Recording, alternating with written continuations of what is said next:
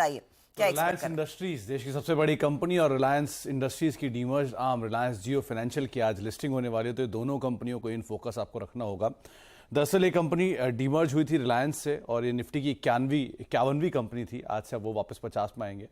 इसके अलावा एक रिलायंस इंडस्ट्रीज के बदले में एक जियो फाइनेंशियल का शेयर जो कि पहले अलॉट हो चुका है और उसके बाद अब इसकी लिस्टिंग होने जा रही है। और जो एक स्पेशल सेशन हुआ था जिसमें इसकी प्राइस डिस्कवरी हुई थी, उसका जो हिसाब से जो शेयर की कीमत थी वो 261 रुपये 85 पैसे के आसपास रखी गई थी। पहले एक खबर ये भी आई थी कि जियो फाइनेंशियल की डिलीशन हुआ फुटसी में से, लेकिन अब वो शाम तक आते आते शुक्रवार की शाम को अपडेट वापस आ गया था कि जियो फाइनेंशियल सर्विसेज जो है वो फुटसी इंडिसेस के अंदर बना रहेगा, वो इसका हिस्सा भी रहेगा। ये बाकी डिटेल है, इसके ऊपर आगे भी हम बातचीत करते रहेंगे। तो जियो फाइनेंशियल की लिस्टिंग का सबसे क्रूशियल इवेंट रहेगा और रिलायंस इंडस्ट्रीज को भी आप इस रडार पर रख सकते हैं।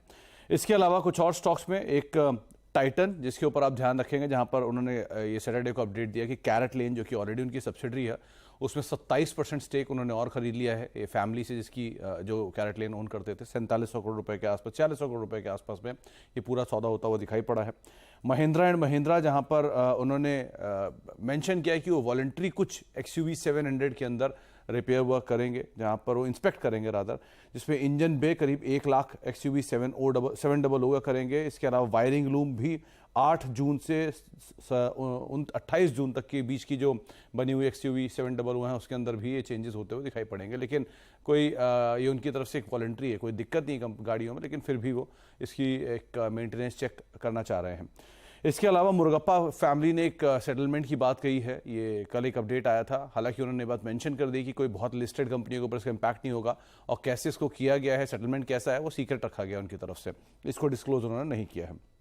गुजरात गैस जहां पर उन्होंने इंडस्ट्रियल गैस के प्राइसेस 48 SCM से बढ़ाए हैं, 48 SCM किए, 38.3 SCM से बढ़ाकर जो नए प्राइसेस हैं 21 अगस्त से लागू किए गए हैं, यानी आज से लागू होंगे। तो तमाम वो टाइल कंपनियां जो मोरबी में है जिनका कामकाज है उनके ऊपर आप नजर रखेंगे कि बड़े सप्लायर हैं वहां पर, तो उस लिहाज से भी उनकी इनपुट कॉस्ट के ऊपर इंपैक्ट आएगा। और लास्टली आप KEC इंटरनेशनल जहाँ पे कंपनी को करीब करीब 1007 करोड़ रुपए की अलग अलग चीज़ों को लेकर कुछ ऑर्डर्स मिले हैं, इस लिहाज से आपको KEC इंटरनेशनल के ऊपर नजर रखनी होगी। चलिए, तो ये कुछ खबरें हैं। ऑफ कोर्स सुमित एक डिटेल लिस्ट आपके लिए लेकर आएंगे 8 बजे मार्केट ओपनिंग से ठीक